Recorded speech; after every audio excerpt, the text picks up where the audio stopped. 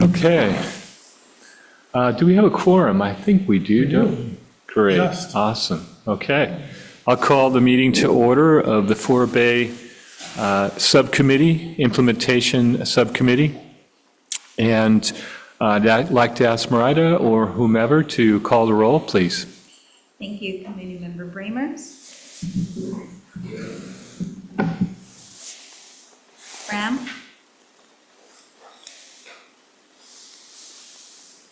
Lord. Not present.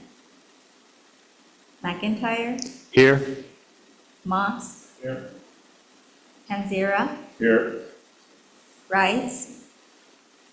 Not present. Is that correct? Smith. Not present. Wood. Here. You have a quorum. Great. Thank you, Marita. At this time, I'd like to ask for any additions or deletions to the agenda. None from staff. I'm sorry that I can't be there in person. My family has the flu. So Wonderful. Thank you, Emily. Seeing none, I'd like to ask for public comments, this time unrelated to our agenda. None online. Thank you, Marita. That takes us to our next agenda item, a presentation, Sustainable Management Criteria Technical Advisory Committee update. I believe this would be Emily.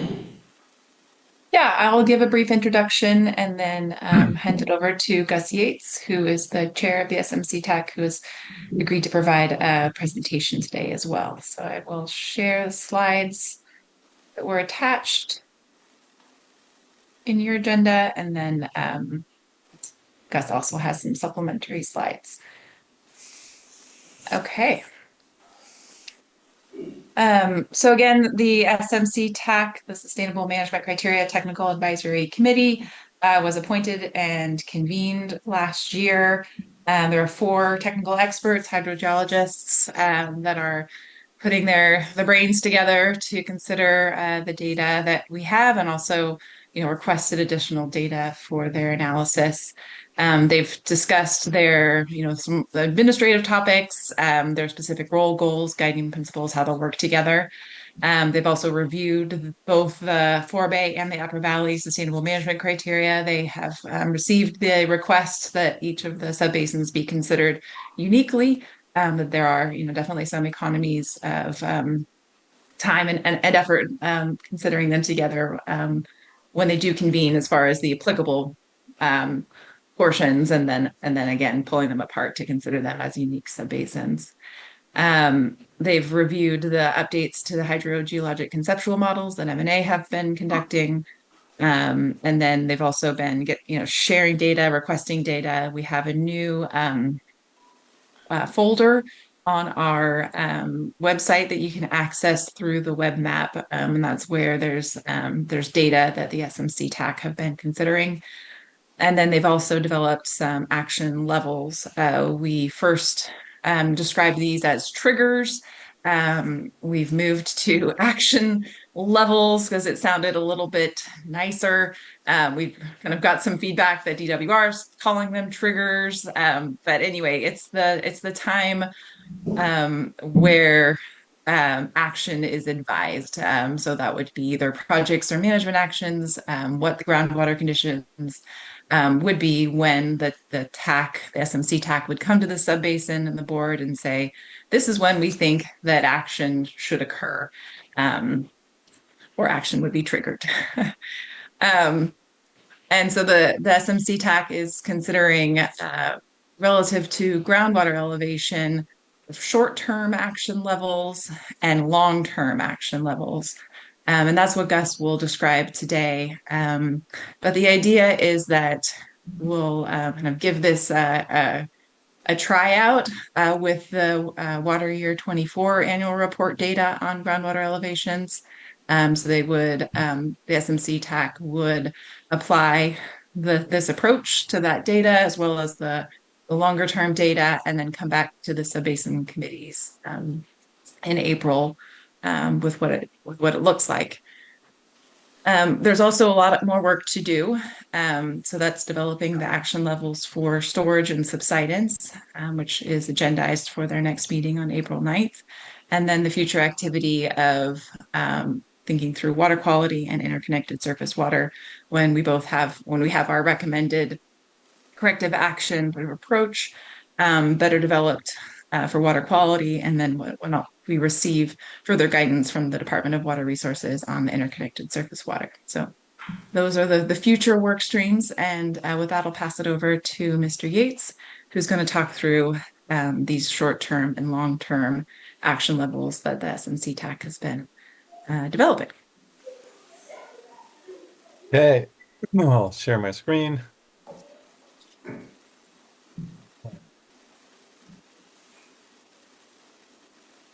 Okay. Emily covered the basics of my introductory material, who we are, how we've met, and our sort of progress over this past year developing these sustainable management criteria. Basically, our role is to translate the thresholds, the criteria expressed in the groundwater sustainability plans into sort of detailed procedures and criteria for evaluating actual data sets that arrive by way of the annual reports. And it took us a few meetings to get there, but we did work out procedures and criteria for water levels, which are what I'll present today. And then we'll be working on the other indicators at subsequent meetings. Emily mentioned there's two conditions for water levels that can be problematic. There's a short-term condition when there's multiple consecutive years of low reservoir releases, particularly low conservation releases, such as occurred during 2014 to 16. And then if the reservoirs go back to their normal releases, that condition goes away. But water levels can drop rather dramatically during that period, which can and did create problems for people operating their wells. Another condition is one in which, unrelated to the reservoirs, there are long-term declines in water levels that are due to some other fundamental change in the water balance. And so we needed a different set of criteria and evaluation procedures for that condition. So we covered both. I'll start with the short-term declines and the procedures we came up with those. So each year, the committee will receive the annual report in April. It's due to be completed at the end of March. And we'll review the data and first see if any of two conditions are present that would trigger sort of further investigation and recommendations related to water levels. One condition is whether a DTAC is active. So a DTAC, or a drought TAC, activates when reservoir storage in Nacimiento and San Antonio the previous fall drops below a certain level, at 200,000 acre feet or something. And then they start developing a release schedule for the following year, which would be the April that we'd be convening in. And if there's a lot of water that over the winter, then they disband because they don't need to come up with a special release schedule. But if there hasn't been much water over the winter and they are still active and implementing a release schedule, then we know we've had a truly dry winter, and that we are at risk of possibly reduced reservoir releases either that year or even in possibly subsequent years. So that's one trigger. The other potential trigger is just based on water levels in the subbasin. So if greater than 30% of the representative monitoring site wells, that's what RMS stands for, if over 30% of those have water levels lower than 75% of the range from minimum threshold to the measurable objective. Okay, that's a lot of words, but if you can visualize it, the minimum thresholds are low water levels and the measurable objective are higher water levels. But things can drop pretty fast. So you don't want to wait until water levels are really close to the minimum threshold before you start lining up some actions. And it's going to take a year to implement most actions. So we decided if 30% of the wells are less than 75% of the way to the top, we better start thinking about recommending actions. So that's that trigger. So one's related to reservoirs releases and the other's related to groundwater levels. So if either one of those thresholds is passed, then we go to a second stage of analysis. And the first step is to check the alternative RMS wells to see if there's a similar pattern. So many more wells are monitored for water levels in these subbasins than the small subset that was identified as RMS wells in the GSPs. So more data is always better and more informative. So the first thing we do is look to see if we see the same patterns in the alternative wells. And by having more data points, we may also get a understanding of whether the problems are widespread or localized.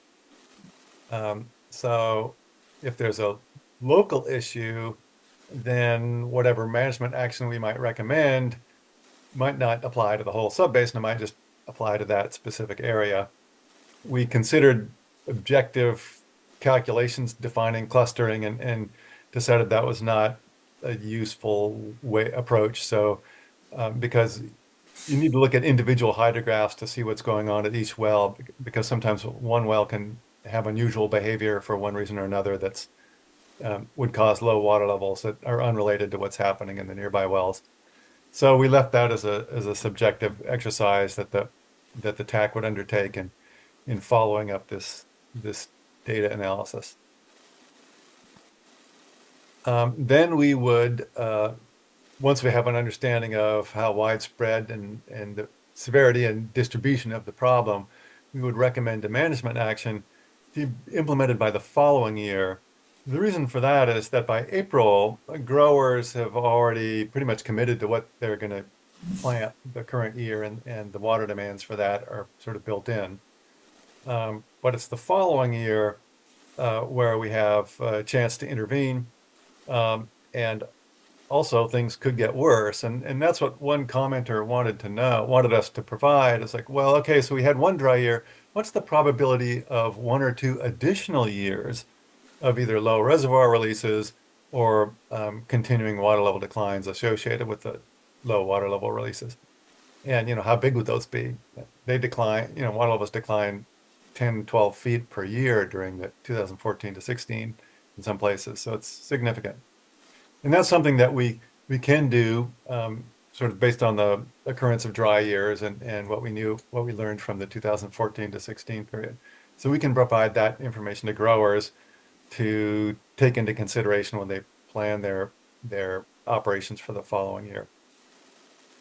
We also understand that if you want to build an infrastructure project that would actually literally move water around, I'm referring it to here as a wet water project, those can take a long time to bring online. There's a lot of engineering and environmental permitting and funding to organize.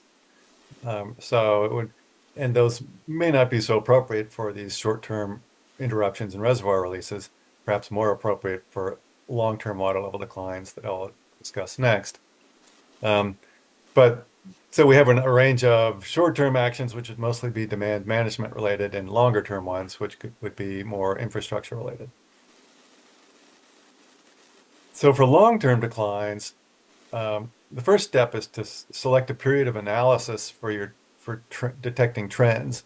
Here we're talking about trends that are evident over 10, 20, 30 or more years, and not just related to a particular drought. So you want to pick a period that's representative of average hydrologic conditions.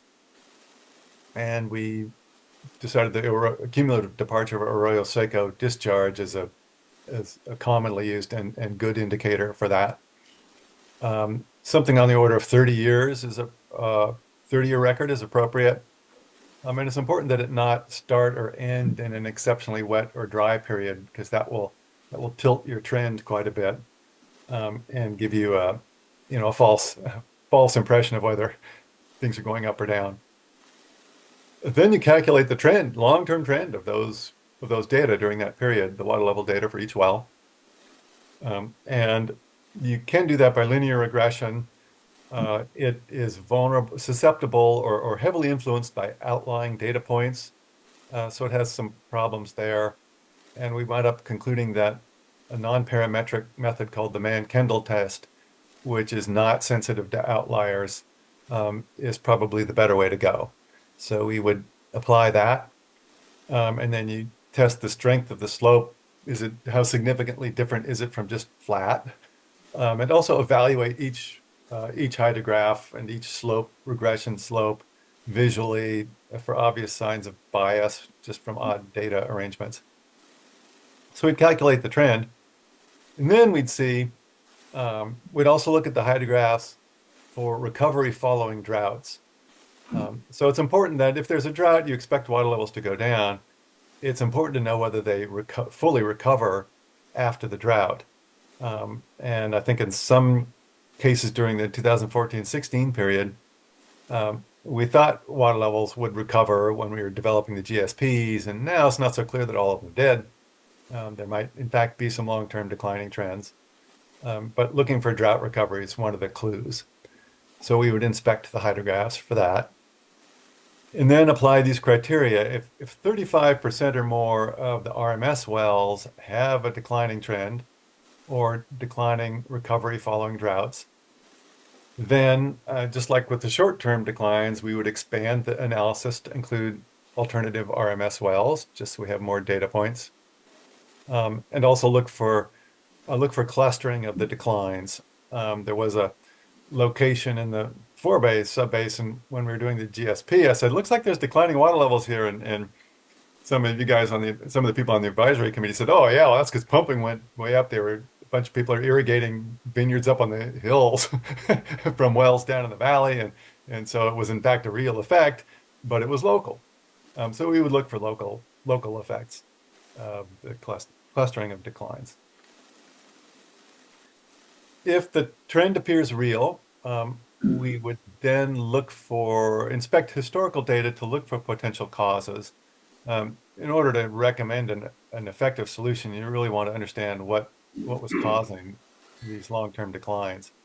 So there's a number of data sets that you can evaluate using available data that could correlate with water levels, and that includes pumping, land use and crop types, climate change affecting rainfall and reference ET, water level trends in adjacent subbasins like the east side and 18400, any changes in Nacimiento and San Antonio reservoir operations, and possibly changes in Clark Colony operation. And there might be others, but these are examples of ones that we know we could evaluate, and some of the trends we see might relate to some of these variables, which would possibly indicate what type of a management action would be appropriate. So then we report to you guys, basically the subbasin implementation committees, Upper Valley and Forebay, of where the locations and the magnitudes of the long-term declines are and what we think might be the possible causes. It's also our responsibility to recommend management actions that would, once again, probably not start until the following year. And they could include something along the lines of demand management or some type of infrastructure project that would actually obtain more water and store it and try and mitigate the drought effects, or just overall change the groundwater budget so that the declines are no longer happening. And that's the plan. I know that the rubber will hit the road this April, because in looking at hydrographs up through 2023, we could already see what looked like long-term declining trends that weren't so obvious when we first developed the GSPs, because the 2014-16 drought was still very recent. And so it looked like anything that looked like a long-term trend was sort of masked by that recent drought. I mean, now that that's receding behind us and we can see trends going beyond that particular drought event, it still looks as if there may be some declining trends. And it applies to a lot of wells. So I think we will be testing these procedures for the long-term declines out this April. So we'll see how well it goes. And I'm happy to answer any questions you have. Thank you, Gus, for your comprehensive report. Can you refresh my memory, the DTAC trigger again? Yeah. So there's may not remember the exact reservoir storage amount, but if the combined storage of Nacimiento and San Antonio is below something on the order of 200,000 acre feet, am I remembering that right? Um, then a DTAC is convened to start planning a specific release program for the following year. And then months later, it's April, we're doing our work. Um, and a lot can happen in that period of time between last October and this April. If we got lucky and there was a really wet year, the reservoir storage would be back up and the DTAC would abandon. I mean, it would dissolve and it would not be needed anymore. But if reservoir levels didn't recover and DTAC is actively implementing, an alternative reservoir release schedule, that tells us that we are in a genuine dry year, and we need to start planning for what happens if we have a second one. And so that's the DTAC threshold. Great, thank you. Abby, I see you just joined us. Do you have anything to add to this, or? No, I was just going to jump in. I think it's 220,000 acre feet. Okay, there you go. 220? Okay. Okay. Are there any questions from the committee at this time? John, Mr. Bramers? So, Gus, on the last there, the long-term for management actions, you mentioned demand management. It was actually mentioned a couple times. In the last Upper Valley meeting, it didn't seem like there was an appetite for demand management. So what other actions would there be? Because management actions are different from projects. Well, I mean, I guess so. If we think that there's a long-term imbalance in the groundwater basin leading to these long-term declines, then that would eventually lead to water levels that all hit the minimum thresholds and start creating problems. So if you want to change the water balance, you either have to decrease extractions or find some way to put more water in, particularly if it's a long-term problem. And so then you're looking at, demand management would be basically crop types and irrigated acreage. Those are the key ones. For water projects, the question of whether there's additional water you could store in the basin that would not sort of leak right out to the river. And there may be, but those are things you'd have to build diversion and percolation and things to do to achieve that. And that's the sort of thing we would consider. So, and those are basically two options. It's inflows and outflows, and that gives you your change in storage. And these are, for the long-term trends, they're long-term trends. It's not just a short-term reservoir thing. And maybe reservoir reoperation actually in some long-term sense might be part of that picture. We'd consider a whole host of options, but obviously looking for the one that would be most effective and reasonably priced. Okay, and when we do look at reservoir operation, I appreciate the fact that we will be looking at other sub-basins along that line, like you mentioned in the last slide. Thank you. Okay. If I might, Gus, Curtis here, a couple thoughts. Thought one relative to Mr. Bramer's points or questions about management actions. During that last drought, in some areas of the Forebay in particular, we saw a number of wells that went dry because groundwater elevations actually fell below the bowls of the pumps. So we actually saw, essentially a demand management, a physical one, because we couldn't get to the water. Additionally, as those groundwater elevations fall, the head's higher, and you actually have a decrease in the amount you can pump. So if we go back to the data during that last drought, we can see that the pumping actually declined in the Forebay 14, 15, and 16 compared to other years.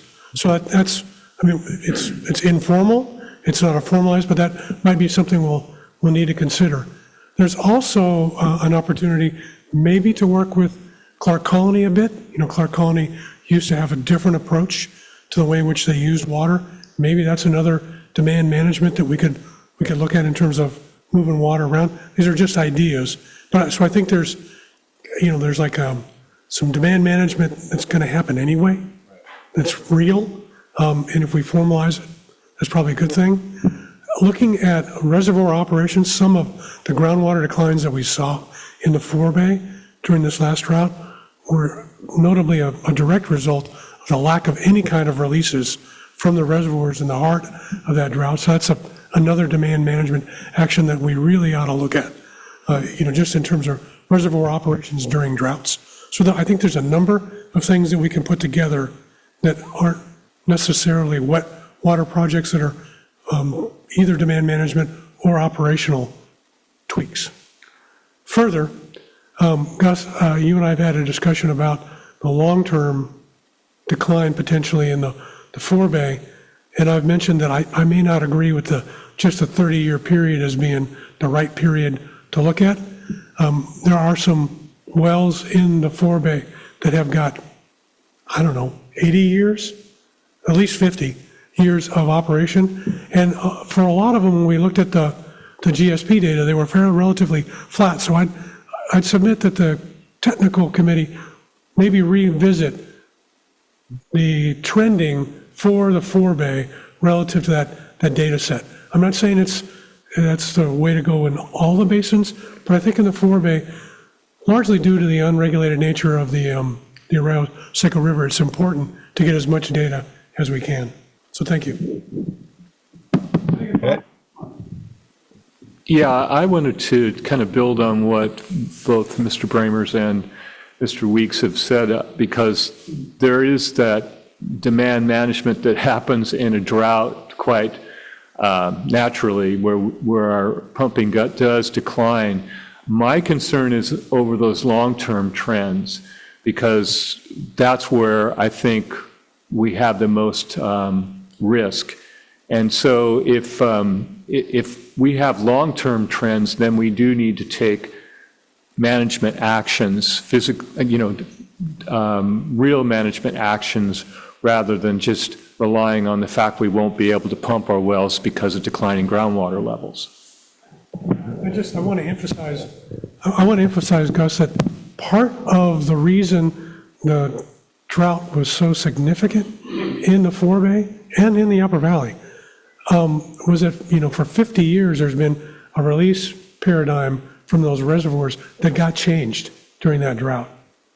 And there were no releases for a few years, and there had always been releases even during drought periods. So that's a significant change that I think needs to be considered into looking at long-term trends. Any other committee comments or questions? We'll take it out to the public. Are there any public comment on this matter? Online, we do have Krista. Chris Bunn, please go ahead. Yeah, thank you. Chris Bunn with the Alliance. Just a comment on the SMC criteria and procedure document that goes along with this presentation. In the 180-400 in the east side, the groundwater trend conclusions that the GSA calculates are done without this kind of category that you're calling alternative RMS wells, without observing that data, and also without undertaking man-Kendall analysis. But in the Forebay, those two activities are done in order to calculate groundwater trends. And what you're doing seems to be a much more kind of thoughtful, careful analysis, more deliberation in the process. And it really makes me scratch my head, because it highlights a real disparate treatment in how that analysis is done between the north and the south. And I think some time should be given to maybe figure out how that can be rectified. I understand we don't have the SMC tax up in the east side in the 180-400. Didn't even know that was an option back when we did the 180-400 GSP. But I think going forward, that should be something that should be rectified. Thanks. Thank you, Mr. Bunn. Any other public comment? Tom Bursick. Mr. Versick, please go ahead. Thank you, Chair Tom Versick speaking, and the Upper Valley Committee a couple hours ago had pretty much the same presentation, so I have the benefit of thinking about things and the benefit of hearing staff and the benefit of hearing a lot of the same comments. And as to the disparate treatment north and south, I say that is because it needs to be disparate. Only the 18400 is officially characterized as an critically overdrafted basin. It's on a different schedule. It's on a different set of parameters.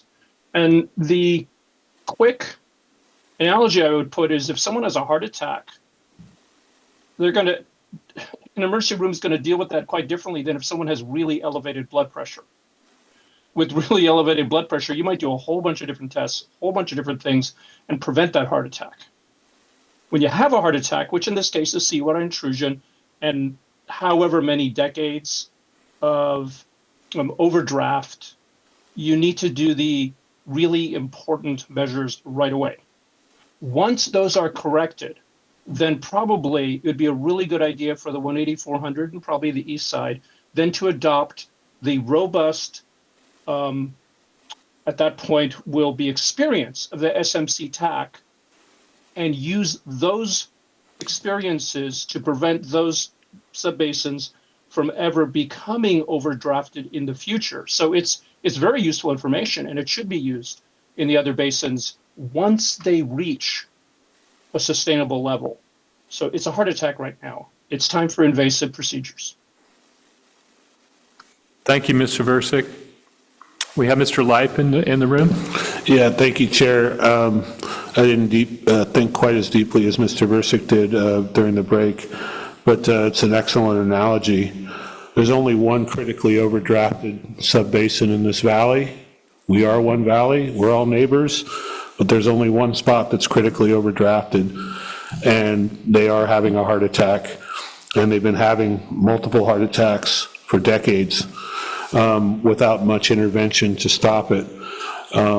So yeah, it's code blue situation, red flag warning, whatever you want to call it, and DWR is watching very closely. I would say, there was a mention about maybe folks not wanting to look at demand management. I think demand management needs to be looked at everywhere, and I think there should be an effort to do that, to study it, to model it, to find out, if you were to cut back pumping in the Upper Valley or in the parts of the Forebay, how would that really truly help with seawater intrusion? I happen to believe it wouldn't do anything because the problem's localized. But I'm willing to sit back and let scientists determine what that is, not landowners necessarily.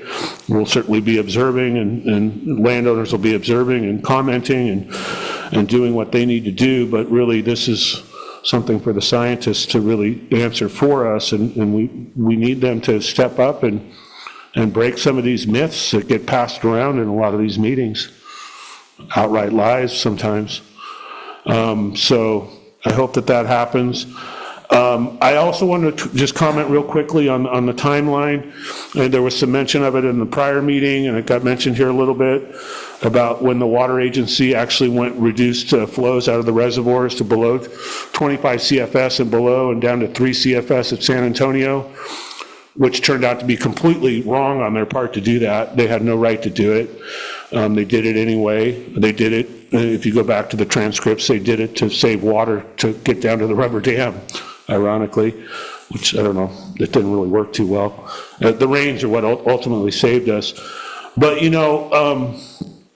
regarding long-term trends and whether or not it looks good or bad for the Upper Valley or the Forebay, if you go back to the entirety of what we know historically, I think you would see the extreme degradation of the 18400 and the east side. If you went back further than 30 years, you'd see like the most undesirable stock chart of all time, going from a high to the left all the way down to the right.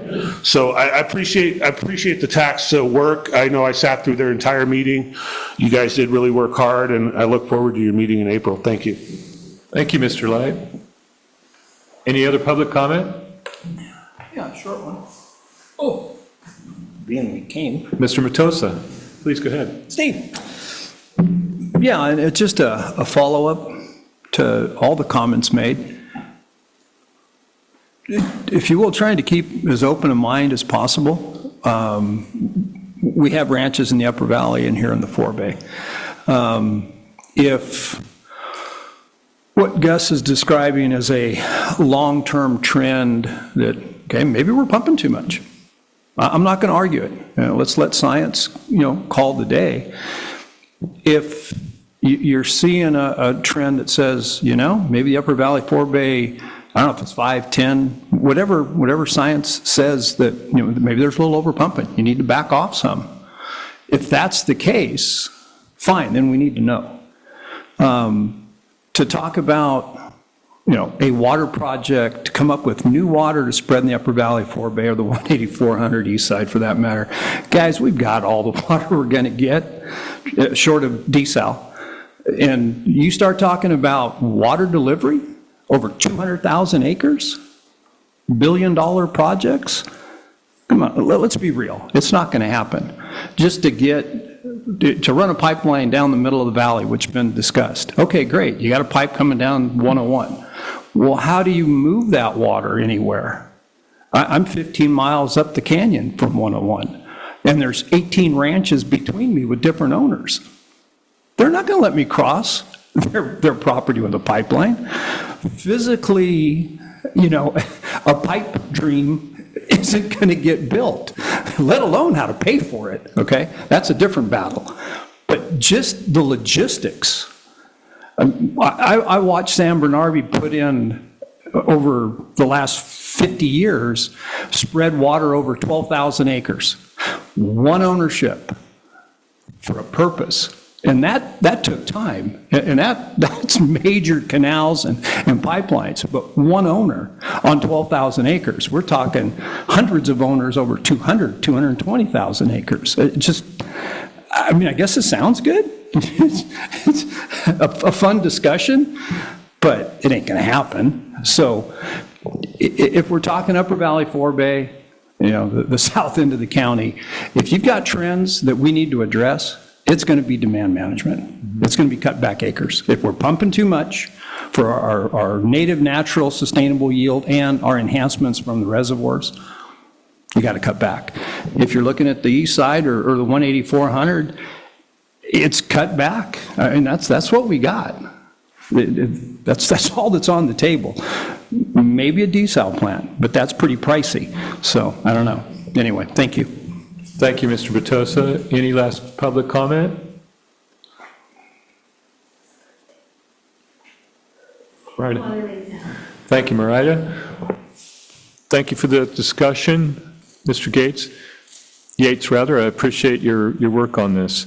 So our next order of business is the minutes from the committee, the October 2024 regular meeting. Are there any changes or additions to those minutes as provided? Seeing none, I'd like to entertain a motion to approve, please.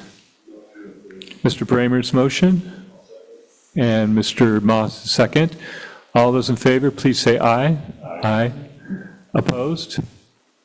Motion carries. Thank you.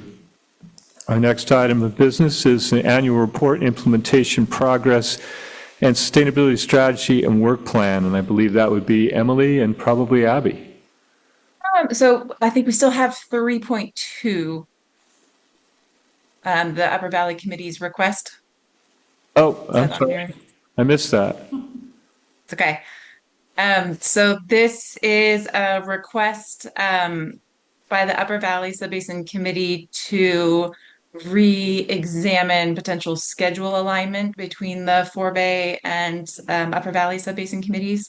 And Harry has joined us today to further elaborate on potential meeting structure types for you to consider. I know we tried this a year or so ago and then went back to separate meetings. But again, this was a request coming from the Upper Valley. So Harry, if you could give us a couple examples of what that could look like.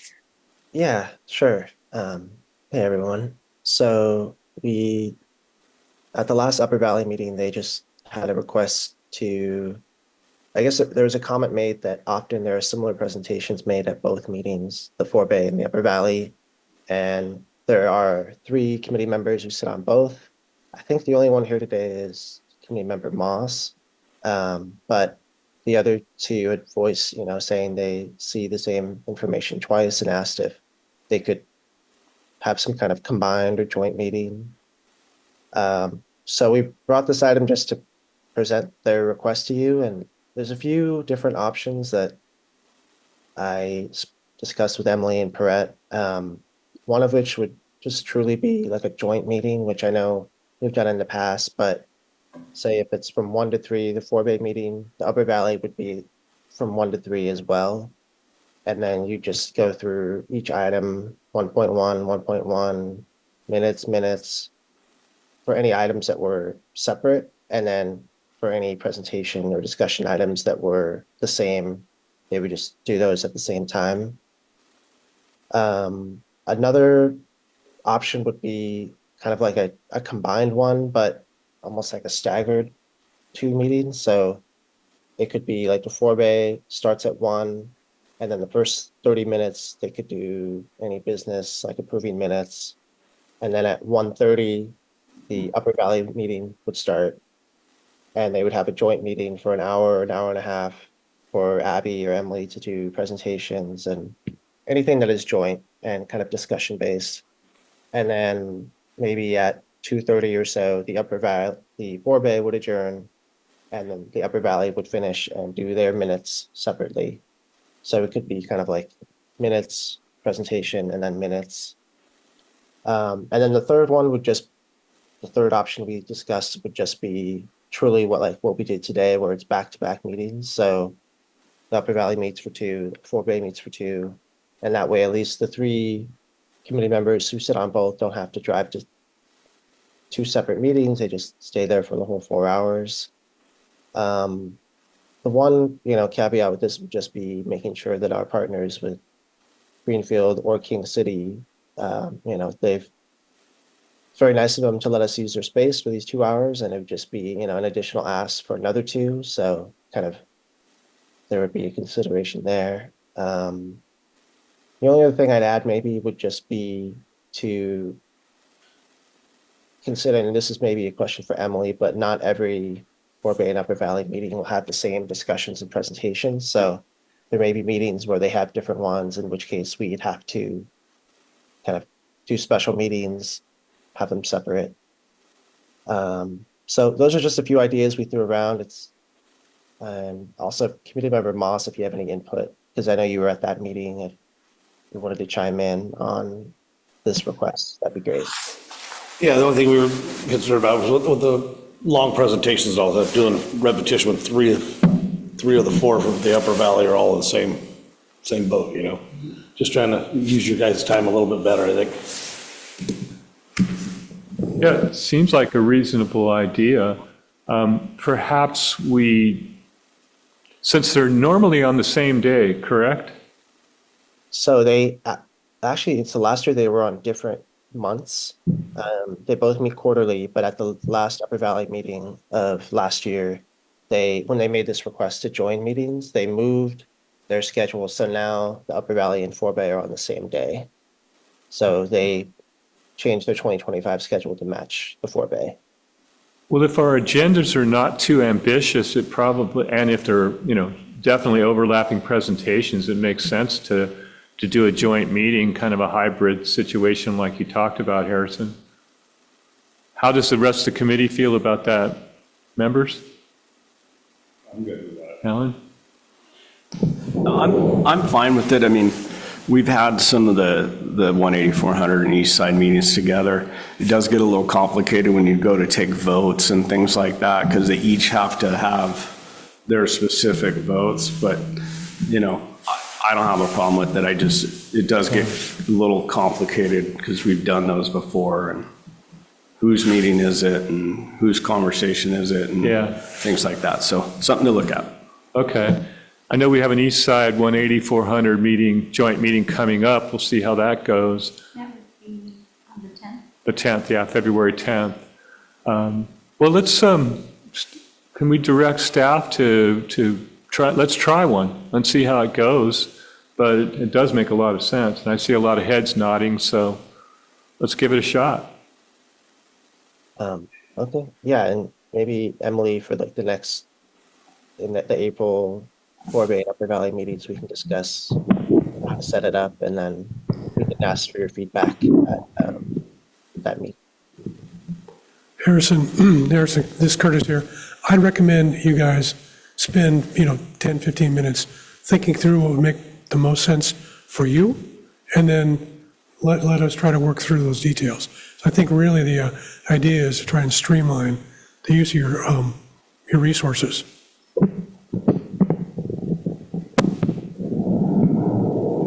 Thank you for bringing that to our attention, Committee Member Moss and Harrison. Thank you. So moving on, because I skipped over a few things on my phone here, small print. The next order up is 4.1, which is the annual report narrative on conditions of water year 2024. So I'm Chair? sure, yes, We do need a vote. I'm We sorry? need a first and a second on item 3.2. Oh, we do need a motion on that? Yes, it's a business item. Okay, we'll take a motion, then we'll go back to 3.2. So to give the joint meetings a try, do I have a motion? So moved. Alan Panziera made the motion. Do we have a second? Committee Member Moss has made the second. All those in favor, please say aye. Aye. All those opposed? Great, thank you, everyone. So back to 4.1, Emily and Abby. Okay, I think I'll take the first one and Emily will take the second one to kind of parse the annual report. That's pretty straightforward. So we've started development of the annual reports, and part of what we integrated into the process a year, 2 years ago, was to include a bit more context, thanks to your feedback, on what shapes water use and management throughout the year. And so we've got some basic conditions, which I'll present here, and then we're looking to you for input on, from your experience and your conversations, what have been conditions that have affected water use or management this year, and then that will come into the annual report. And in part because there was not necessarily big space, you'll see at the end I added a couple questions to pick your brains on winter irrigation practices. This is both for the annual report, to the extent that they should be included and pertain to that. It is also because we are looking at the modeling right now and the pumping data versus the ET data. And so I would like to make sure that we're trying to reflect local irrigation practices to the extent possible. So add a few other prompts in there for that, if you don't mind. But on the basic water year, so you can see here the water year 2024, which goes from October 2023 to September 2024. This has the monthly and cumulative precipitation in the bar and line charts, with 2024 being the blue and then the historical average being the orange. So you can see at the Salinas gauge, there was more than average precipitation. And then Forebay being in between the two. Ah, that's not the right one. Sorry. I had trouble with some figures. Let me just reshare real quick. Sorry about that. While Abby's doing that, I just want to check in with the room. Can you hear Abby okay? Yeah, it's muted, but, or kind of distorted, but yeah, we can hear you, I think. Okay. Let me see if I can pull up. There we go. Can you see a King City gauge chart on there? Yes. Okay, good. So here's the King City gauge, similar type plot, and you can see even a greater difference, wetter than typical precipitation, up around 16 inches that the King City gauge got last year. So let me flip-flopping with your presentation with the old Upper Valley one. There you go. So what that means in terms of reservoirs and reservoir operations and stream flow was that the reservoirs were pretty full. This shows the water year 2024, and then just going in, September to October into water year 2025. So it went down and back up. On average, not at the very top, but pretty full. We were at 56% capacity in Nacimiento, And then for San Antonio, it was at 71% capacity at the end of the water year. So both of them doing pretty well. In terms of reservoir releases, this is a similar plot to the precipitation plots, but it shows the combined monthly reservoir releases and cumulative reservoir releases. So you can see just a bit higher than average reservoir releases last year, a good bit higher than historical average. And in part, you can see that big jump up in April here. We have the stream flow, which of course is reservoir releases, but also brings in the Arroyo Seco. This is a lot of words if you want to reference it. I don't need to talk through all of it, but this shows the stream flow throughout the water year at the various USGS stream gauges. And here you can see we had a couple winter storms, and then they actually were planning for maintenance later in the year, so they had to do some additional reservoir releases to get the levels down low enough to be able to do the planned June spillway maintenance. So that's part of what contributed to a good amount of stream flow this year. And then the SRDF diversions, so trying to get water down there, began in May 10th, sorry, 2024. So some good storms. Just to put that in context, at the top is this past water year, and down below is 2019 through 2024. So you can see how it compares to the previous really wet water year that we had in 2023. So some good storms, but not nearly as much as 2023. In terms of water use and management, there are just a couple highlights here. One is that we had been under an emergency order due to the drought conditions, and the governor declared that we are no longer under drought conditions, and so we removed the state of emergency. That affected the GSA mainly through the well permitting process, which is led by Environmental Health Bureau and Water Resource Agency. But there's a part of that they reviewed well permits also under Executive Order M722, which we no longer are required to do. And then also in June 2024, the State Water Resource Control Board Water Conservation Emergency Regulations expired. Those were also related to extreme weather events and drought. And so this means that for urban water suppliers, they were under the statewide level 2 demand reductions, and they are no longer under that. And those are the basics that we have. And then actually further questions on winter irrigation. I'm curious, and these questions came out after we had the Upper Valley meeting when we discussed conditions back in November. And so to the extent that any of your members would like to talk about Forebay or Upper Valley or anywhere along the river, as long as we kind of understand where we're talking about, it would be really useful to gain a better understanding of what our typical winter irrigation practices and what influences those differing practices. Let me stop my shares. I don't have more questions. I have more questions, but maybe to start, if we could talk about the conditions and then focus on winter irrigation for just a couple minutes. Does anybody have any input or questions on conditions throughout this water year? Or water management and use as well? Yeah, thank you, Abby. I actually have some thoughts on winter irrigations. For instance, right now we're irrigating wine grapes significantly because it hasn't rained for a month or so of any significance.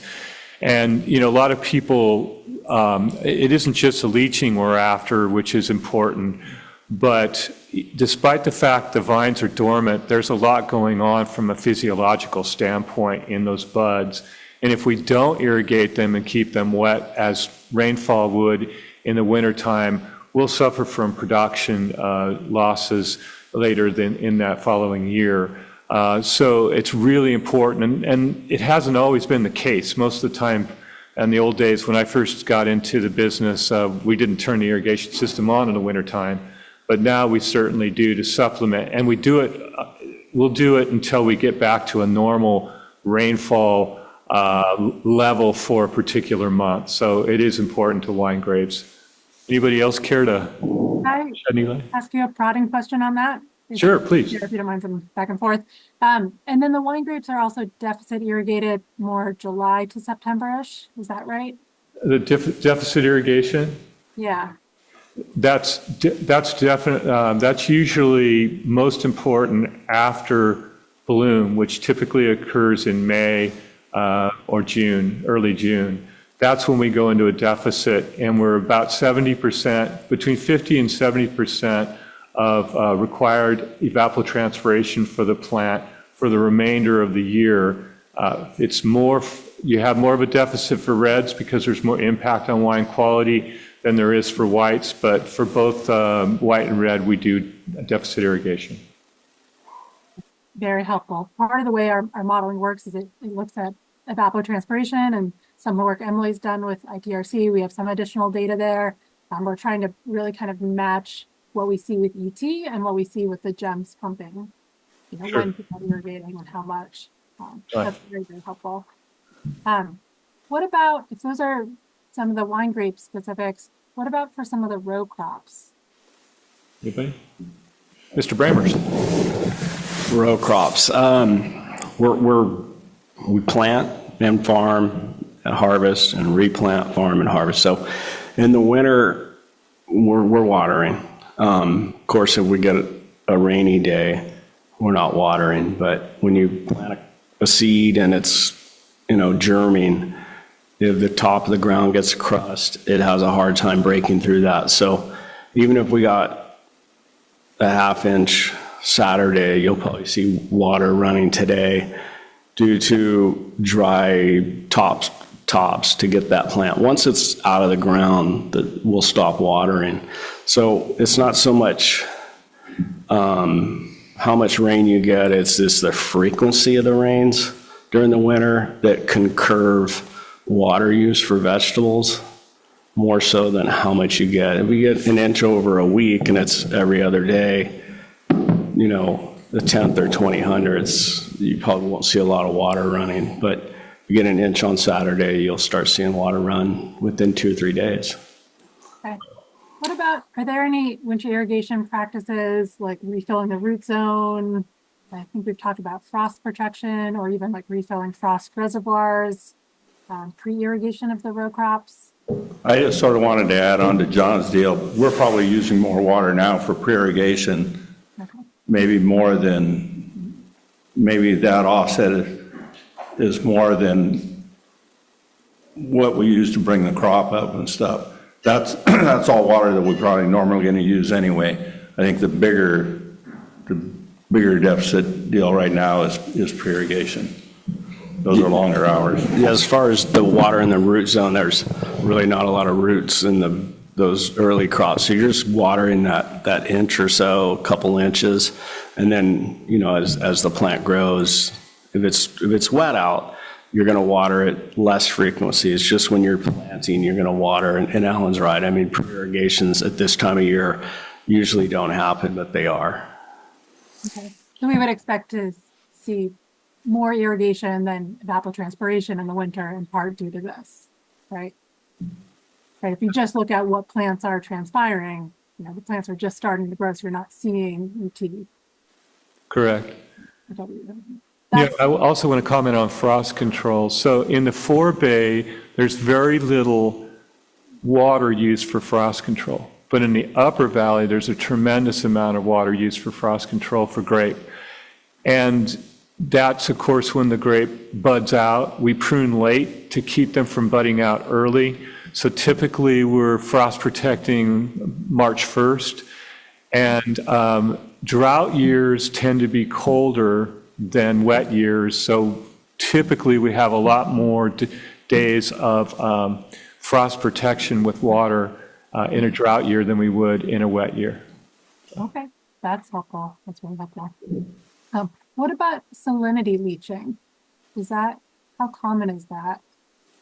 Well, for salinity in grape on sandy soils, it's pretty easy to leach them, and the frost control does a great job of doing that. In drip, it's quite a bit harder and very ineffective to leach using drip on grape.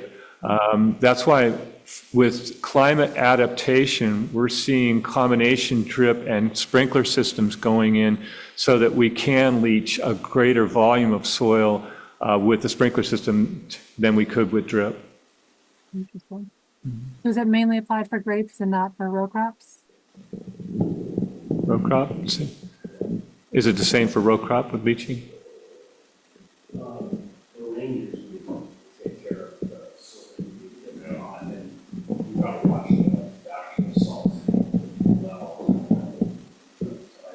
You got to watch the salts in each individual well. But Sure. Usually, historically, we get rain. I mean, that takes care of it for vegetables most of the Yeah. time. Okay. That is one of the detriments of deficit irrigation is we do get more of a buildup of salts because we're irrigating in that manner. Great. This is very, very helpful. Feel free to send me thoughts at any point, but this helps kind of connect what we're seeing in different data sets. It's kind of as we suspected, but it's good to know more about local irrigation practices. Anything else for the annual report that would be worth noting within there? Any comments, guys, on the annual report?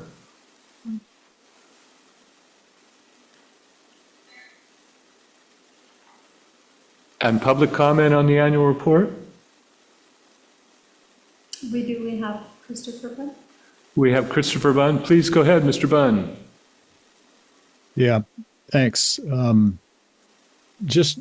attended this morning's meeting for the Upper Valley, and now that I've seen both presentations for both annual reports, it struck me that you had a lot of great data in here in terms of precipitation reservoir data, but there was nothing similar to that in the Upper Valley annual report presentation. So it's kind of striking me after the fact. But the other thing I wanted to say is that it looks like you've got some subbasin specific citations in there that are just really for the east side of the 18400, specifically for the demand management discussions. I'm not talking about the big workshops around the valley. That obviously applied to everything, but it just seems out of place to have that in there if this report is just purely for the Forebay. That's it. Thanks. Thank you, Mr. Bunn. Any other public comment? Chair, would you like me to just clarify Chris's question? I'm sorry, go ahead, Emily. Oh, I can just clarify. The Upper Valley received their report on conditions at their November meeting. So the Upper Valley only had the report on the implementation progress. And so that'll be for the Forebay, that'll be your next presentation. So Chris's comment on the demand management report out is relevant to your next agenda item on the implementation project progress. And the reason the Upper Valley didn't discuss conditions was because they talked about that in November. Great, Emily. Thank you for that. We have one more public comment in the room. Mr. Light? Yes, thank you, Chair. Bill Light, Monterey County. The modeling, it's good to hear that it's coming out soon. Some of us have been listening to that for about 7 years now. So usually it comes with a very optimistic or cautiously optimistic. I'm not sure where we're at as far as when the QA process is going to be done. It's the longest quality assurance process I've ever witnessed. And I did a lot of them when I was back working in the tech days up in Silicon Valley. So I hope that the modeling gets released so the public can vet it as well. You might even pick up some helpers along the way that would be ready, willing, and able to run the model and do some stuff on their own dime and to help things move forward. I do just want to reiterate again, we need to be talking about demand management everywhere. Mr. Matoso brought it up earlier. We need to know scientifically what demand management looks like. We need the modeling in place. I think it's coming for this valley. I think it's unavoidable. It might happen in one place, other places first before it maybe has to be applied everywhere, but it is the quickest and most direct way to kind of meet Sigma's objectives in making the math work. I also want to say, you know, the discussions across subcommittees can be really starkly different. And I mentioned at the Upper Valley meeting, there was somebody in the 18400 committee, a committee member, who said, you know, maybe we should just get everybody together and have a, I won't call it a free-for-all, but a joint meeting to dispel some of the myths, exaggerations, some people might call them lies, that are being told. And they're being told on the record, which is kind of funny to me. It's ironic because they can be they're provably false in some instances. So I think it's really, I called it, in the last meeting, I called it a come to Jesus meeting about how water works in this valley. We are one valley, we're all neighbors, but the underground, it works a lot differently than that. It's not just a milkshake or a bathtub or you know, a straw here and a straw there. No, it's an intricate, complicated deal. And I just make this plea again to Derek Williams and staff, is to really have courage to tell us like it is. I don't want to listen to people sit there and pontificate, and this includes me, by the way, pontificates about how things are, how things work, or I've been in this valley so long and I know exactly how it works. No, you really don't. We need the scientists to actually really lay it out bare on the table. We're not playing poker here. We need all the cards on the table. We need to know exactly how this valley works, and we need to bust the myths, which is a term I think one of your consultants used regarding demand management. Bust the myths wide open so that everybody can say, wow, I was wrong. And I'd be the first one in line to say that, by the way, if I am wrong. I don't think I am, but I could be. Thank you, Mr. Light. Any other public comment? No other raised hand. Thank you. Abby, you have some additional information? No, that's good for my part. Great. Well, thank you very much for that. That leads us right into 4.2. So the annual report implementation progress and sustainability strategy and work plan.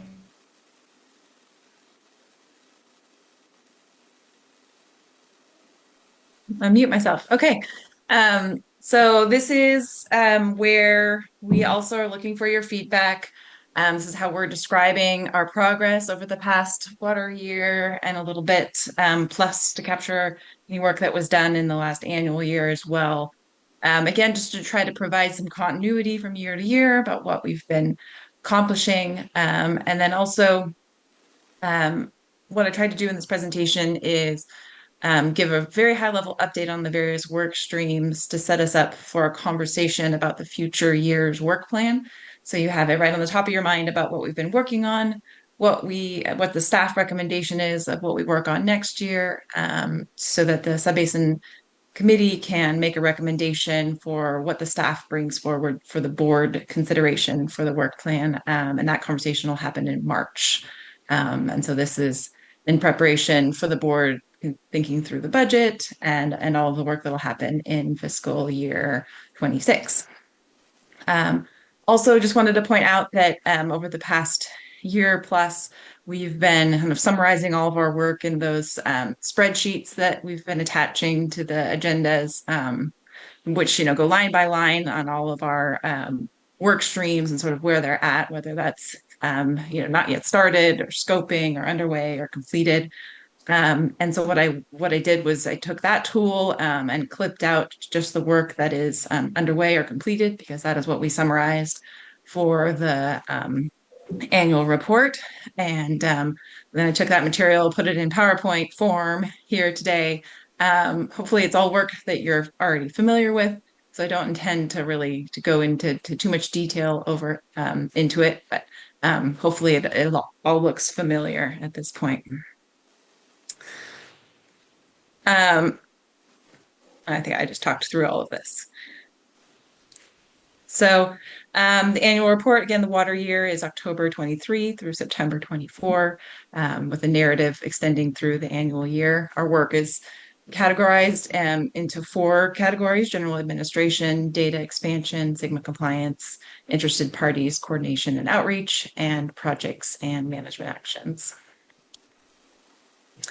So to go through at a really high level, the general administration progress and activities, we continued to coordinate our various committees and communications, continue to coordinate very closely with Roseco GSA and the Salinas Valley Basin GSA.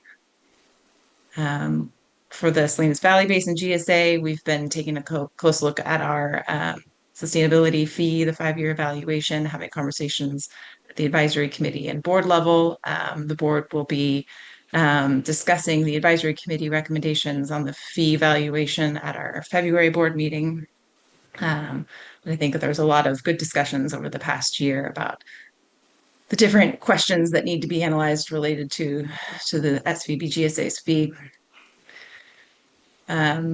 Again, a lot of admin activities, providing oversight and coordinating the Salinas Valley Basin board development by doing a lot of activities around that.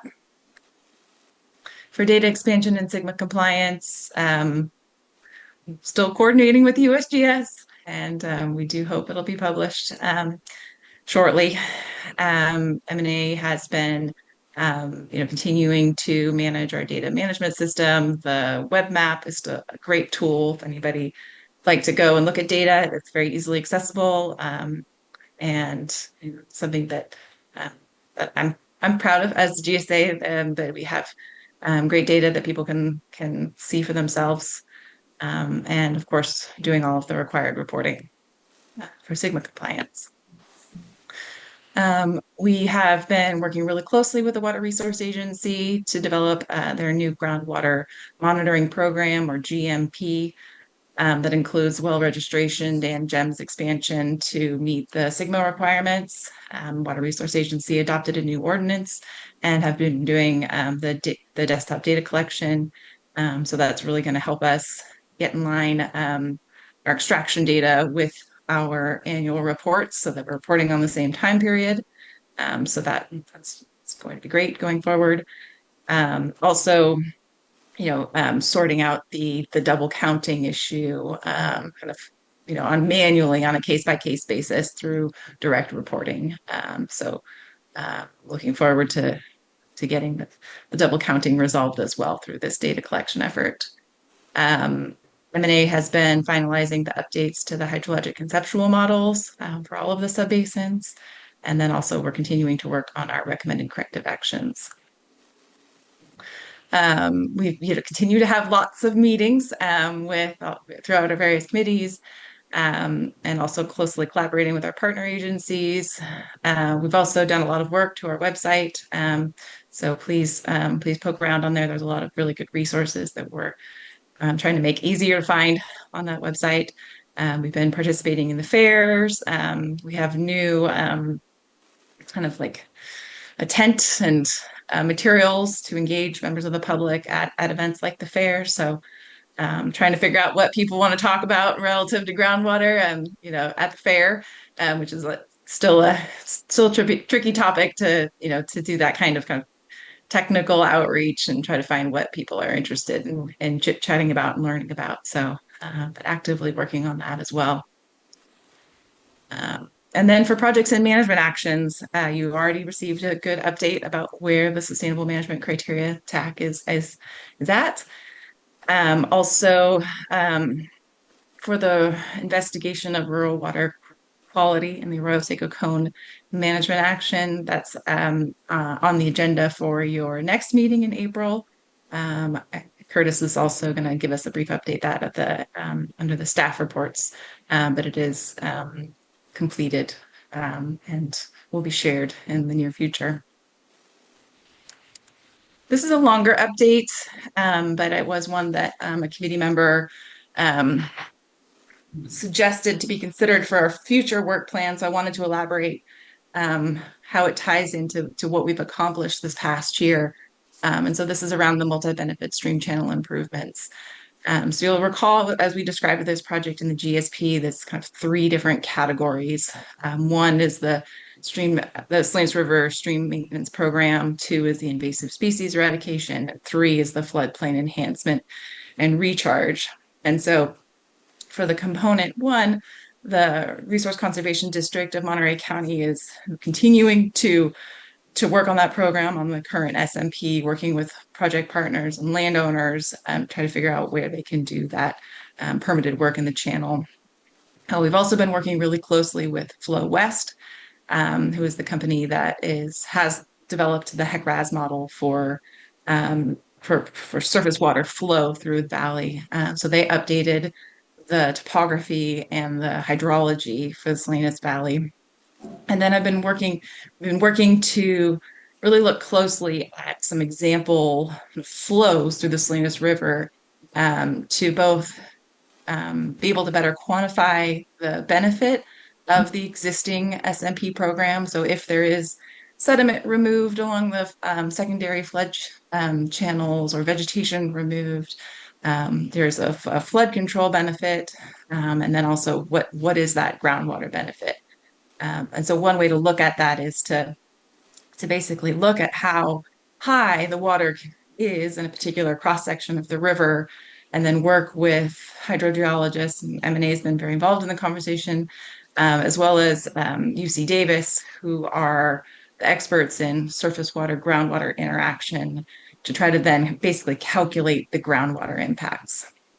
Definitely not a straightforward area of science, and one that's requiring lots of brains coming together to think through. But I think when we get a better handle on the recharge piece of the SMP, we'll be better informed. And then it also helps us explore component 3, which is where there are opportunities for additional recharge. And so one of the topics that Flow West is looking at is looking back at the 2023 event, flood event, and also other events at, a little bit smaller than that magnitude, to look at where there's flooding and where we could potentially increase recharge from those flood events, to get a better estimate, basically, of the potential.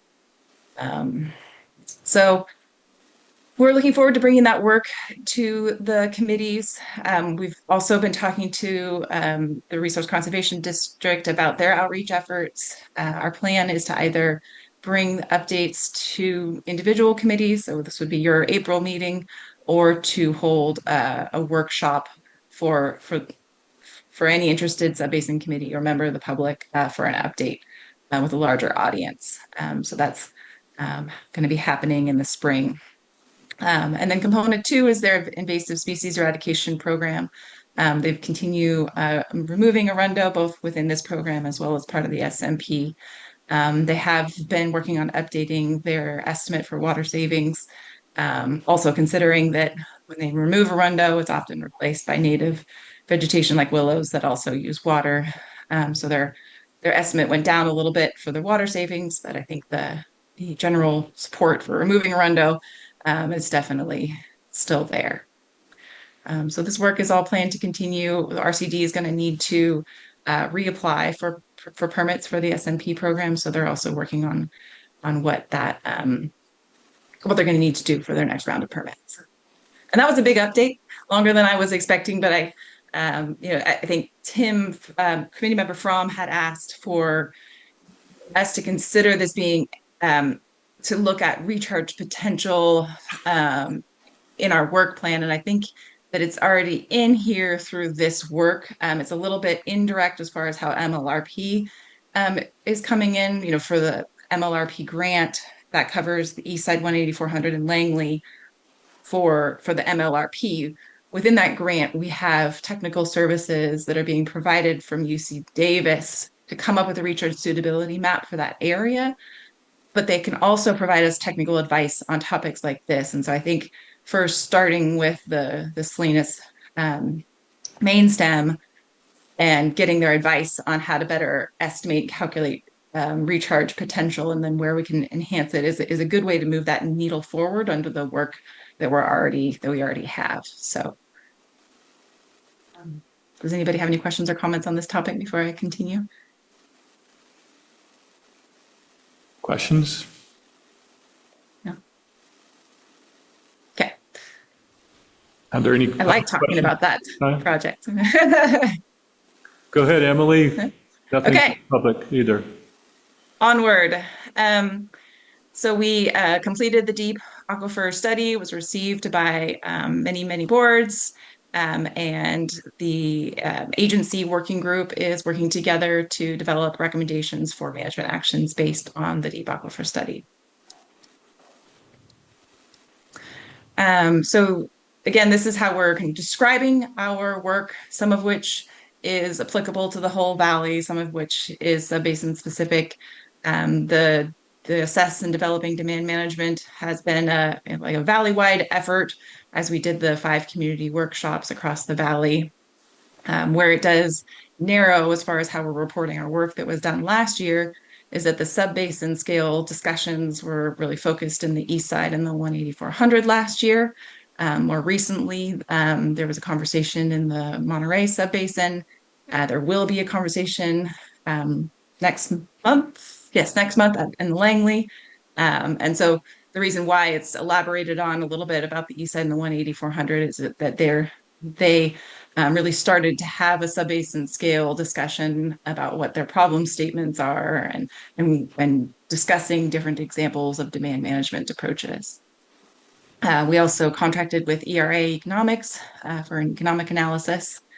And yeah, I'll leave it at that for talking about past work. The development and support of the website for Central Coast Agwater BMPs, it's still underway. It's taking a little longer than I thought it would, but I do think this will be a helpful tool to have all to have everything that the UC Cooperative and the RCDs are developing for tools for irrigation management to be all in one place. This is something that Michael Kahn with UC Cooperative Extension really wanted to see, and we're happy to help make it happen. And I think it'll be a good tool. So where our goal is to make sure that the website is published this coming year. So in general, you know, as we kind of take a step back and think about our progress on implementation, if there's, you know, coordination successes, issues and challenges, this is where we would like to make sure that we're describing them in the annual reports. I think we've touched on that the delays and the model completion are challenging for us as a valley. We also know that you know, our multi-basin structure is also challenging, and we're striving for, you know, valley-wide coordination while also making sure that we're meeting our SGMA requirements on a basin-by-basin level. You know, we continue to do outreach to the best of our ability. Every time we connect with somebody new, it's exciting, but there's also a lot of people we have yet to connect with, and it remains a challenge. And, you know, definitely wanted to pause here to see if anybody had any additional comments on issues or challenges or successes that they'd like to make sure that we're describing. Any comments for Emily? Emily, I do have a question. Are all of the monitoring wells in place and been monitored already, or how's that project going? So we finished so we had the 4 that were installed with the 18400 grant. We had 10 that were installed with the first round of our second grant.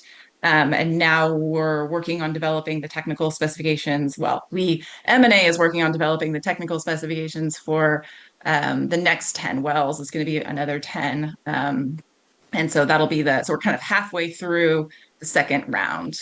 For those that were already installed, those past 10, they're all drilled. M&A is just finishing up the last, I think water quality measurements is something that might be happening still. Done? I don't remember. We did those. I just got the results. Slug Okay. test, and then we need to put in the transducers. So, Okay. Yeah. and do the report. Thank you. Any public questions or comments for Emily at this time? Online, you do have Tom Versick and Mr. Kurman. I'll take Mr. Versick first, please. Go ahead. Thank you, Chair. Tom Versick again. This is a bit of a repetition from the prior meeting since it's a lot of the same material. And the slide in front of us talks about valley-wide coordination, which is not wrong. Certainly staff will be coordinating with others and things will coordinate with each other and what have you. But I'm pointing out, as I did at the last meeting, that in the Sigma, in the specific Sigma statutes, coordination is something that occurs around a GSP. That is, GSAs can coordinate with each other towards a GSP, or pieces of GSPs can be coordinated and so forth and so on. Once you have GSPs in place, my understanding is the Sigma terminology, again, doesn't mean that staff has to use it, is interbasin agreements, because each basin here, subbasin, whatever you call them, has a GSP. So you would have an agreement between one and the other, or multiple ones. And you can call it coordination from an internal perspective, but for Sigma purposes and for what DWR looks at and what, in my view, the law requires, is that it would be interbasin agreements. In other words, you can't legislate away, no matter what the politics are, what's in the GSPs. I mean, they can be changed for Sigma, but they would need to be changed in the Sigma way. That's all. Thank you, Mr. Versick. Mr. Bunn, go ahead. Thanks. Sorry, I didn't realize we were commenting like piece by piece through this. So I'll go back and repeat the comment I made before. I got my agenda items mixed up, but it seems odd and jarring that you've got this note in here about sub basin discussions for demand management for the east side 180-400. That was specific to those two sub basins, so it just seems out of place in here. I mean, you can certainly have the 5 community workshops, stakeholder assessment, even the ERA economics. If that is going to involve anything to do with the Forebay, then that certainly should be in there, but not the two comments about the east side and the 180-400. Seems out of place. And then the other thing I wanted to say is that you've got quite a lot of information here on page 11 about the river maintenance program. And, other than the Flow West work that they're doing with the HECRAS and the model and looking at percolation, all of the river maintenance permitting and work that's being done, that predates the GSA. And it's continuing really without the GSA's assistance or finance or anything. And the same thing goes for the RCD's Arundo program. So that it seems like there should be some clarification about that, if you're going to be honest in this presentation to DWR. And the thing I'd include there, because this should be, if this is an annual update, it should be warts and all, is the fact that with the river maintenance program, we're actually losing participants. Just due to the fact, kind of the common perception is that you're really not getting much for the money you're spending on the permit costs and the work that you can do in the channel. So that program is kind of losing ground. So I think you should consider including that perspective in there on that. Thanks. Thank you, Mr. Bunn. And Chair, I've got a quick comment if you don't mind. Please, Emily. So we are, GSA is funding the updates of the Flow West HECRAS model, hydraulic modeling to update the model in support of the SMP. And we're also funding the RCD's outreach. So we're very much involved in supporting the program. But I do think that Chris's comment about highlighting the challenges is a great one, because that's what we're hoping to do, is help figure out how to support it, because it's a really important program. And if it is facing challenges, we can describe that in the annual report. I mean, it is facing challenges, so we can describe that better. Great. Any other public comment or comments from the board or the chair committee? None online. Great, thank you, Marita. All right, Emily, you have a few more slides? Do. Great. Okay, so looking forward, I think looking forward in the context of the sustainability strategy, the work that's underway, and then to inform the conversation about the next year's work is helpful. For general administration and outreach, it's a lot of just ongoing activities that I'm not going to go back into. For data expansion and project and management actions, I'll talk through those on the next couple of slides.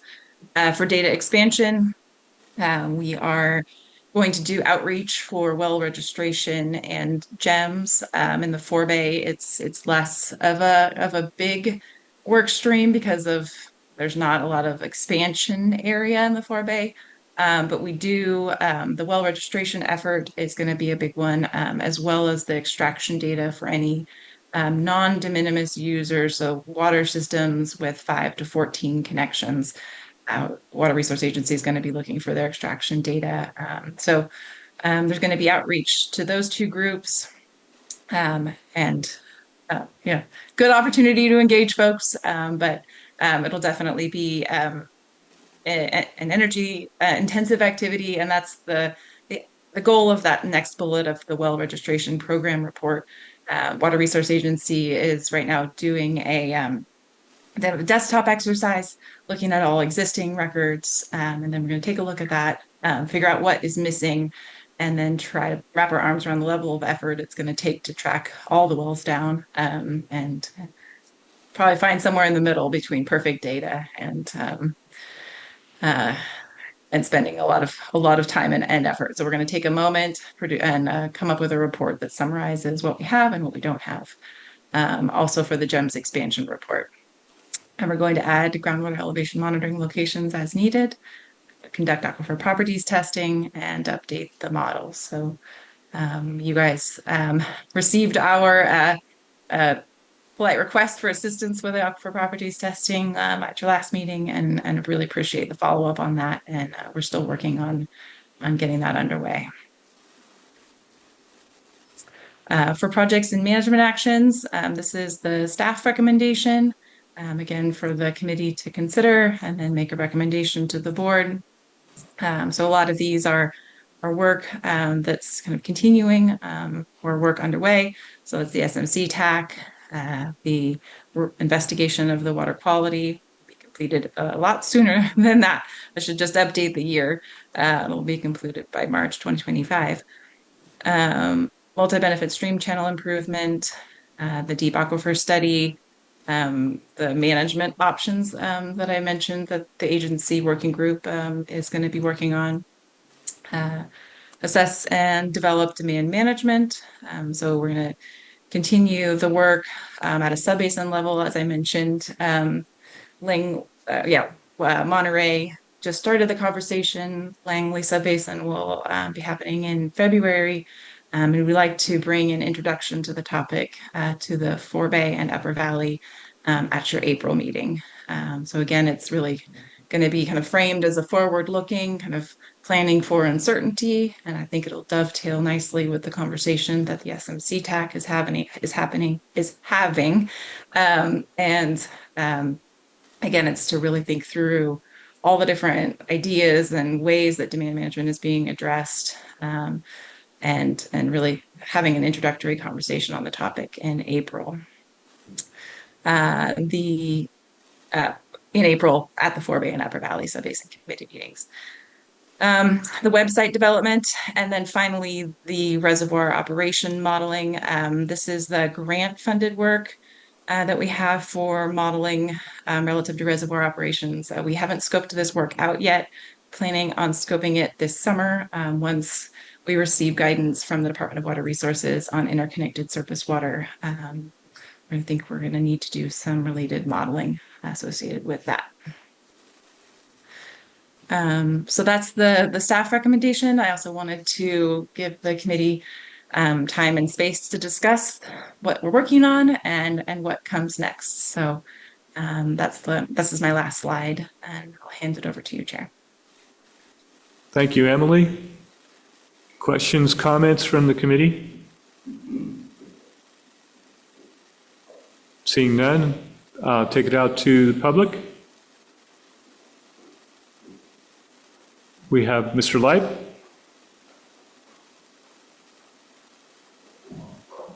Yeah, thank you, Emily, for the report. I think you had nested in there somewhere about code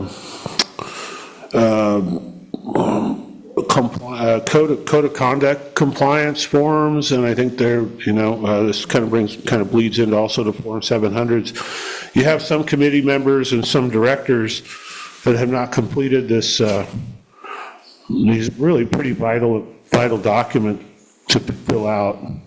It should be transparent to the public that everybody's on board with the code of conduct program that you've worked on, and that their Form 700s have been filed appropriately.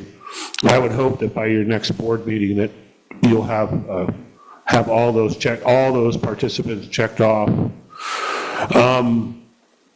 I also just want to say too about demand management and some of the different discussions that go on at the different committees. It was mentioned at the 180-400 committee meeting that maybe the minimum objective of Highway 1 for seawater intrusion was too aggressive, and that there might be some consultation with DWR to try and convince them that maybe that's a really tall ask, a big ask to make. So it kind of throws into question, is demand management in the 180-400 going to improve anything? And I mean, there's a lot of people wanting to know what the Upper Valley and the Forebay are going to do for demand management to help the seawater intrusion problem, when we may not even know if demand management comes to the 180-400, if it'll even make a difference. I mean, I think some people down south probably think that any reductions down here probably aren't going to help that much, but maybe we need some clarity as to whether demand management is really going to do anything to improve the seawater intrusion situation. I mean, it may be FUBAR, and I won't get into defining what FUBAR is. I think people of a certain age and older will understand what that means. But I think it's a point that needs to be raised. And again, this is maybe everybody, all the stakeholders come together, and when I say stakeholders, I mean all the ag landowners come together and really have a serious discussion for once about where we're at, what needs to happen, and how can we salvage things, because there may come a day where DWR just comes in and just says stop.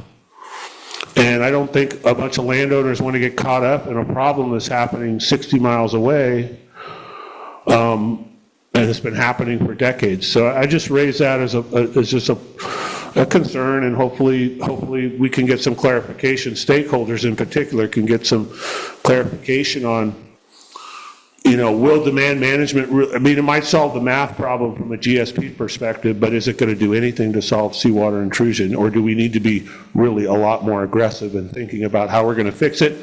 Or maybe masters of persuasion can persuade DWR to back off. I mean, that would be the best, but they're state authoritarians, so I'm not sure master persuasion will work. Thank you. Thank you, Mr. Light.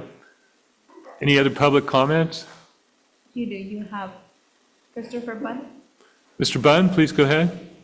Yeah, thanks. One thing I'd ask you guys to consider for the upcoming year is just spending some time talking about the river as a resource and how to steward that in general.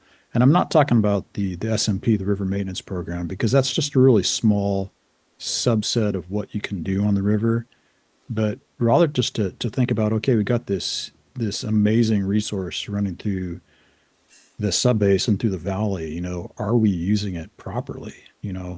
What water is leaving the valley that could be tapped or employed in some way? I know a lot of the problem with that is the governance of the river itself. And that's something that Water Resource Agency and the GSA and the RCD and the RMU Association have been talking about for quite a long time. And ARA's got some ideas on potential governance entities, but I really think we're leaving a lot on the table by not spending more specific time thinking carefully about the river. So I'd ask you guys to potentially include that for your next year. Thank you. Thank you, Mr. Bunn. Any further public comment? I have a raised hand. Thank you, Mariah. So thank you very much, Emily, and Thank you, Abby, for your reports today. Sure. Oh, I'm sorry. I didn't want to interrupt anybody online. Oh, no, please, if there's public comment. Thank you, Roger. No. Mr. Matosa. Should look behind me. Send up a flare. Okay. Heck. You know, and it's kind of a follow-up to what Christopher just brought up. We've turned in GSPs, both Upper Valley and Forebay. That's where we have ground. Both of those were accepted by the state, if I got that right. In those GSPs, we went through projects that, went through the process for the Upper Valley Forebay. River maintenance, I believe, was, a broad term that we used to get some, but every time I look up at a presentation, it's projects and management actions. And now, I'm pretty simple on that. When I think projects, I think brick and mortar. We're building something to come up with new water. Management actions is, well, we're pumping 100,000 acre feet, and oh goodness, we should probably only be pumping 90,000, and we need to figure out how to manage that back. Is how I differentiate it. But in our GSPs, now there's, pick a project. If someone says, hey, I want to build a pipeline coming down the valley, I don't remember that going through the process in the Upper Valley GSP or the Forebay GSP. I mean, what projects did we put in our GSP that we should be focusing on, I guess is my question, as far as brick and mortar. Thank you. Yeah. Thank you, Mr. Matosa. I can respond to that a little bit. Please, Emily. In the sense that the multi-benefit stream channel improvements, this is what was in the GSP, and it was multi-benefit stream channel improvements, right? It was like, try to make this as big and broad as possible so that we can talk about the management of the river. And then we wanted to talk about two existing programs, the SMP and the invasive species eradication. And then a third program, floodplain enhancement and recharge, which to what I'm hearing now could be, maybe expanded to optimal river management, but where it gets, where everybody knows is where that line is, it's hard to draw is that we aren't responsible for reservoir management. And so if we focus on the floodplain enhancement and recharge part, that's staying in our GSA sort of lane and also supporting the other existing programs around the maintenance and invasive species eradication, but not getting into the reservoir operations, right? Where we're contemplating reservoir operations is where we flagged that we need to work with Water Resource Agency in the context of SGMA compliance for the SMC on interconnected surface water, and we need to do modeling associated with that. But we're trying to find where we fit in for river management, and I think where we landed in the GSP is around the floodplain enhancement and recharge as a green infrastructure project. So yeah, to Roger's point, it is an odd duck because it's not building something necessarily, and it's not necessarily a management action, but we were thinking about it as a green infrastructure project and how we can be complementary as a GSA to think through how we can work together with the Water Resource Agency to try to enhance recharge where it's appropriate. And if we can better describe that, I'm happy for suggestions. I do think that the spirit of what I'm hearing needs to be in there. I think it is in there. It's just we could highlight it and describe it better. Thank you, Emily. And I think that, while we may not manage the reservoir releases, we sure could provide our opinions. And I think that some level of policy might be developed in the future once we have the model, and even private stakeholders could use it. And perhaps that will be a time frame when we can all agree. And then plus we have the habitat plan that needs to be considered probably above all things. So, but I do think it's fair to say that we can make some recommendations. Any other public comments or committee comments? None online. Great, thank you. Thank you both So- again for your work today. And just as a committee, I mean, we're not looking for necessarily a motion or a vote, but, just in general, the kind of committee feeling that our staff recommendation is in line and what is needed. And I'm hearing general, I don't hear anybody objecting. I'm hearing that there could be more about the river. Anything, I just want to make sure that if I report back that the Forebay Sub-Basin Committee was generally in line with the staff recommendation, I want to make sure I'm getting that right. So I figured I'd ask you explicitly. Great. Mhm. All right, we'll move along to item, we have nothing informational today. Staff report 6.1, attendance and compliance trackers. Yeah, so that was, I think, what Bill was directing his prior comment to, and that is just for your information, the board and executive committees received this compliance tracker, attendance tracker, a compliance tracker, and just providing it to the committees for their reference. Great, thank you. And Tom Versick has his hand up. Mr. Versick, go ahead. Go ahead. Thank you, Chair. Tom Versick again. I'm going to follow up on two small pieces about the compliance tracker. One, it looks like staff is updating it close to real time because it's more current than the one they gave the board about 2 weeks ago, which is great. So there's fewer, it looks like to me, fewer instances of non-compliance. So that's great. The other point, sort of like what Bill, pretty much what Mr. Leip said, but let me put it this way. If the committee members that are there at the table, if you look at your compliance tracker and you look for the Forebay section, it looks like there's one or two people who haven't fully complied with everything. And those of you that know those people, maybe you can direct them that maybe they should comply. I mean, I'm assuming that a lot of the compliance, maybe not all of it, but a lot of the compliance overall is just people never got it in front of them or did the wrong thing.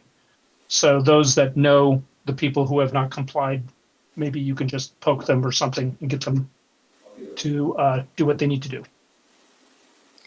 Great, thank you, Mr. Versick, and good comments. Any other comments, public comments, or committee comments, questions? No. Okay, great, thank you.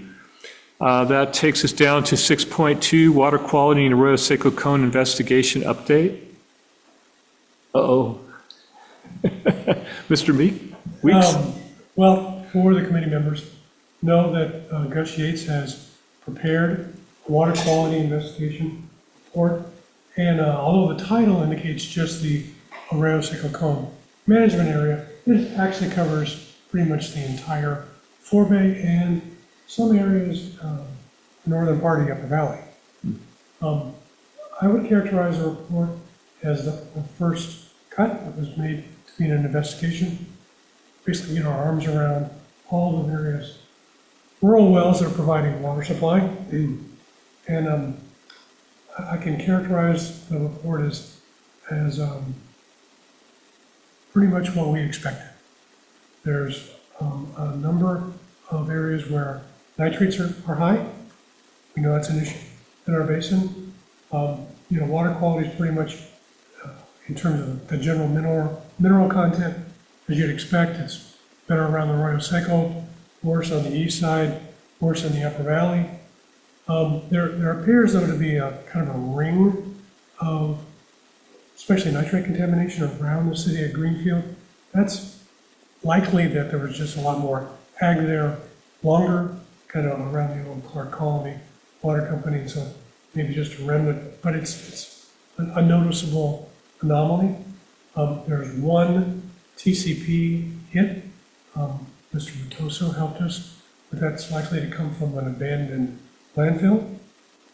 So that's something we'll need to keep an eye on. But generally speaking, water quality is what we would expect. In terms of process, the Arroyo Seco GSA's advisory committee has seen it. It'll go to the Arroyo Seco Board of Directors for conditional approval tomorrow, and then we'll route it out to this committee and the board for the Science Valley Basin GSA. Great. Thank you. Any questions or comments on that report? I mean, Gus did a great job. He's got the wells, where the data came from, so we have a pretty good source document that identifies where the wells are, what data we have, and how to characterize them, at least in the rural setting. It's even got some recommendations about, what we could do, and not surprising, and probably the most affordable process to get quality water in each individual location is to put, point of use under the sink RO units. Mm-hmm. Right. Which the county doesn't allow yet. Oh, well, minor detail. So in terms of process, it'll be coming to this committee in our next meeting. Great, thank you. Any questions, comments on the report? No. Great, thank you. And we have one final report, City of Soledad Recycled Water Conveyance Project. Is there any update on that? Just wanted to update the committee that, I do reach out to Mr. Wilcox on a regular basis to see, when there'd be a good time for an update. He said not now, but maybe April. And then in response to committee member Fromm's request to provide more sort of direct input on the project itself, I think the best venue for that would be at the City of Soledad, meetings. The project is discussed at their city council meetings, and it would be, I think, the better venue for GSA stakeholders to provide direct input on their project, whereas what I've asked him to do is to provide us updates, and where the GSA would really engage on like a groundwater topic would be through like an EIR process formally, or if they're thinking kind of creatively for project ideas, we can engage at a staff level to be thoughtful about different project ideas, or if they want to utilize our committees to access a broader stakeholder sort of base to collect input. It's an option for them, but right now they're using that option to provide us updates. So. Thank you, Emily. Any questions, comments from the committee? From the public? Yes, Mr. Light. Yeah, thank you, Chair Bill Light, Monterey County resident. Yeah, conveyance is an interesting thing. A lot of us have been talking about how to use the reservoir releases, excuse me, in such a way as to improve the conveyance of the river.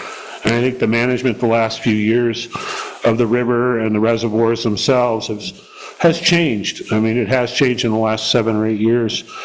And I think it's proven the concept that when you're continually releasing water, especially in times when maybe you think you can't, excuse me, you keep those teacups full. Some people call them teacups. And you keep that conveyance system working. I was just looking real quick. I hadn't seen the Soledad report. I did see some information on it.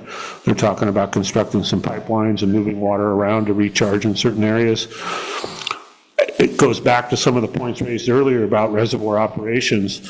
While this agency doesn't control reservoir operations, I think it can influence them, and influence them through your directive and through your mission, which is sustainable groundwater management. And I think we all know that these reservoirs are very important to managing that, especially throughout the parts of the valley that are not confined aquifers, where conveyance does matter. And I think it would, if we manage these things to the best of our ability, would make that rubber dam a bit more feasible in being able to receive water even in sometimes low precipitation years or drought situations. So conveyance is important. I'll go read up on it, the City of Soledad documentation. But we have a great conveyance system if it's managed properly, and that's the Salinas River. Thank you. Thank you, Mr. Light. Any further comments or questions or anything? Great. No other reason. Seeing none, any committee member reports? Okay. Future items? Going, gone? Oh, yeah, I can they didn't, I missed putting those on the agenda. Sorry about that. So we'll have the water quality report from the Roseco GSA. We'll have the annual report with the SMC TAC analysis. We'll have an update on the SMP if it doesn't happen prior at a public workshop sort of format. And then we'll also have the introduction, the planning for uncertainty sort of introductory talk. I'm really planning for that conversation to happen at your July meeting. But we'll have just a little introductory presentation planned for April. Great, thank you, Emily. All right, any other items before we adjourn? Thank you, everybody, and the meeting is adjourned.